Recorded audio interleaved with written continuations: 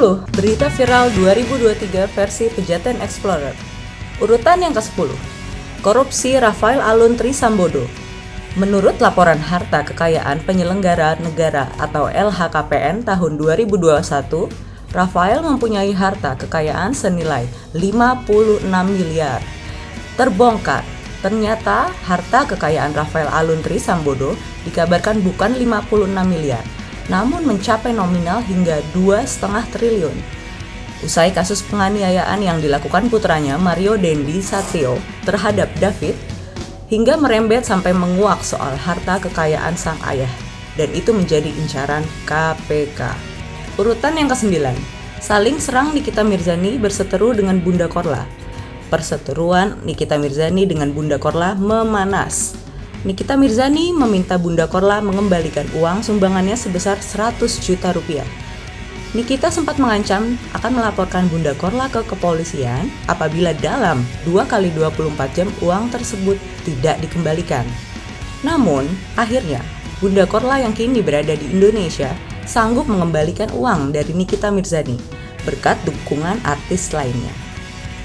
Janji Nikita kepada followers apabila uang tersebut dikembalikan, Nikita berjanji akan membagikannya kepada para penggemarnya. Namun, setelah usai dibayar, mengelak ketika ditagih penggemarnya. Urutan yang ke-8, pernyataan Cak Nun terhadap Presiden Joko Widodo. Budayawan MH Ainun Najib atau biasa disebut Cak Nun viral di media sosial saat unggahan video ceramah di Ngaji bareng Cak Nun yang menyebutkan bahwa Presiden Joko Widodo atau Jokowi sebagai Fir'aun. Cak Nun juga menyebutkan Menteri Koordinator Maritim dan Investasi Luhut Binsar Panjaitan sebagai Haman. Akibat statement Cak Nun ini membuat geger di masyarakat, khususnya para pendukung Jokowi. Namun, berbeda pula pandangan pengamat politik Rusmin Effendi yang menilai pernyataan Cak Nun soal Jokowi seperti Fir'aun adalah ungkapan sarkasme, bukan bermaksud menyamakan sosok Jokowi dengan Fir'aun. Oleh karena itu, para pendukung Jokowi harusnya juga tidak baper atas pernyataan Cak Nun tersebut. Apalagi, Cak Nun juga sangat prihatin melihat situasi dan kondisi bangsa Indonesia saat ini. Dan akhirnya, Cak Nun meminta maaf atas pernyataan tersebut melalui kanal YouTube yang mengaku Mbah Nun kesambat. Tidak seharusnya tokoh budayawan sebesar Cak Nun mengeluarkan pendapat yang tak seharusnya diungkapkan ke publik. Urutan yang ke-7, tindakan brutal debt collector menarik mobil selebgram. Erik Jansen Saputra Simangunsong, debt collector yang mencoba menarik paksa mobil selebgram Clara Sinta, akhirnya dijemput polisi untuk mempertanggungjawabkan atas ulahnya terhadap anggota kepolisian yang sempat viral beritanya. Karena tindakan brutalnya itu, membuat Kapolda Metro Jaya Irjen Fadil Imran sampai emosi sehingga mengusut tuntas kasus ini. Akhirnya Clara Sinta dapat mengambil kendaraannya yang sempat disita itu melalui perundingan dengan pihak leasingnya. Hal ini menjadi teguran kepada pihak khususnya debt collector untuk tidak semena-mena dalam melakukan tugasnya apalagi dengan unsur kekerasan. Urutan yang ke-6, kasus KDRT oleh Ferry Irawan terhadap Vena Melinda. Kasus yang dialami artis dan politisi Vena Melinda terkuak saat dirinya mengalami KDRT yang dilakukan oleh suaminya sendiri itu, Ferry Irawan. Bukti visum yang diperlihatkan ke media menjadi kasus ini masuk ke ranah pengadilan. Saling serang antar kubu Vena Melinda dan Ferry Irawan menjadi trending berita di masyarakat.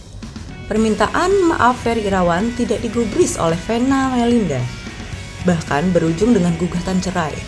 Kasus ini menjadi perhatian netizen karena Farel Bramasta ikut memberikan komentar sinisnya terhadap Ferry Irawan terhadap ibundanya Vena Melinda. Urutan yang ke-5, Indra Bekti ditinggal pergi istrinya. Kisah presenter yang juga artis Indra Bekti akhir-akhir ini menyita perhatian halayak atas penyakit yang dideritanya. Tapi karena tindakan sang istri Aldina Jelita yang sudah berumah tangga selama 12 tahun lebih memilih meninggalkan sang suami Indra Bekti yang masih belum sembuh dari penyakitnya. Alih-alih masalah ekonomi yang menjadi pemicunya, netizen sangat menyayangkan tindakan sang istri yang berniat bercerai dari suami Indra Bekti. Sebagian masyarakat dan rekan seprofesinya memberikan dukungan terhadap Indra Bekti untuk dapat melewati badai rumah tangganya. Urutan yang keempat, Lucky Hakim mundur sebagai wakil bupati. Aktor film Lucky Hakim yang duduk sebagai wakil Bupati Indramayu akhir-akhir ini ramai dibincangkan masyarakat lantaran secara tiba-tiba mengundurkan diri dari jabatannya sebagai wakil Bupati Indramayu. Ia mengaku malu karena tidak bisa bekerja dengan benar. Karena tidak ingin memakan gaji buta, Lucky Hakim memilih mundur dari jabatannya.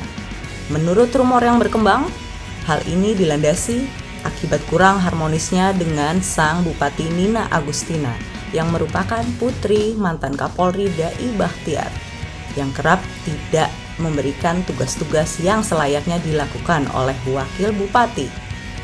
Urutan yang ketiga, pemukulan Mario, anak pejabat Dirjen Pajak terhadap David. Kasus ini menjadi sangat viral di masyarakat karena tindakan yang tak layak dilakukan seorang anak pejabat Dirjen Pajak yaitu Mario Dandisatrio terhadap Kristalino David Ozora yang ternyata putra dari salah satu petinggi Nahdlatul Ulama. Tindakan brutal yang dilakukan Mario membuat geram seluruh masyarakat Indonesia karena korban David mengalami koma sampai kurang lebih seminggu akibat pemukulan yang dilakukan oleh Mario yang sering flexing di sosial media dengan kendaraan mewahnya tersebut. Dampak pemukulan ini menyeret sang ayah Rafael Aluntri Sambodo hingga sanksi pemecatan sang ayah Mario dari institusi Direktorat Perpajakan Indonesia.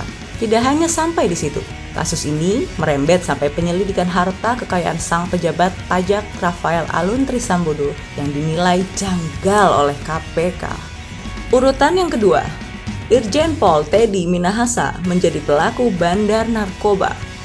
Belakangan ini, masyarakat dikejutkan dengan berita atas keterlibatan sang Irjen Pol Teddy Minahasa yang juga sebagai mantan Kapolda Sumatera Barat dikaitkan dengan peredaran dan memanipulasi barang bukti narkoba. Berawal dari penangkapan 2 orang pengguna narkoba di Jakarta dan dari hasil pengembangan oleh pihak kepolisian berujung dengan menyeret sang Jenderal Bintang 2 Teddy Minahasa dan juga beberapa anggota kepolisian aktif dari Kapolres Bukit Tinggi hingga Kapolsek Tanah Tinggi di Jakarta Pusat. Setelah diusut, ternyata narkoba jenis sabu tersebut berasal dan terindikasi dari manipulasi barang bukti dari Polres Bukit Tinggi. Pengusutan di pengadilan sampai saat ini masih berlangsung dan menjadi perhatian tinggi di masyarakat. Urutan yang pertama, kasus pembunuhan berencana Brigadir Joshua Huta Barat yang dilakukan Irjen Pol Verdi Sambo. Kasus ini terkuak di awal tahun 2023 yang menjadi trending topik di masyarakat. Kasus yang menghebohkan ini melibatkan institusi kepolisian dengan terlibatnya 93 anggota polisi aktif yang terindikasi obstruction of justice, yaitu menghilangkan barang bukti dalam proses penyelidikan.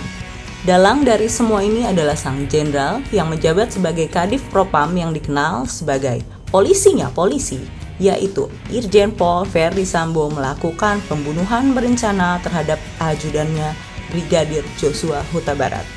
Proses pengadilan yang cukup memakan waktu lama, sekitar 3 bulan lebih penuh, dengan drama dan kejadian yang unik selama pengadilan kasus pembunuhan berencana ini digelar.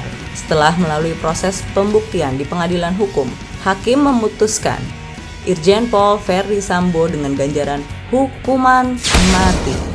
Demikian 10 berita viral versi Pejaten Explorer. Semoga kejadian atau peristiwa yang tidak terpuji tidak akan terulang lagi dan masyarakat akan semakin bijak dalam bertindak. Terima kasih telah menonton tayangan kami. Jangan lupa ya untuk like, comment, and subscribe karena dukungan kalian sangat berarti untuk algoritma tayangan kami. See you!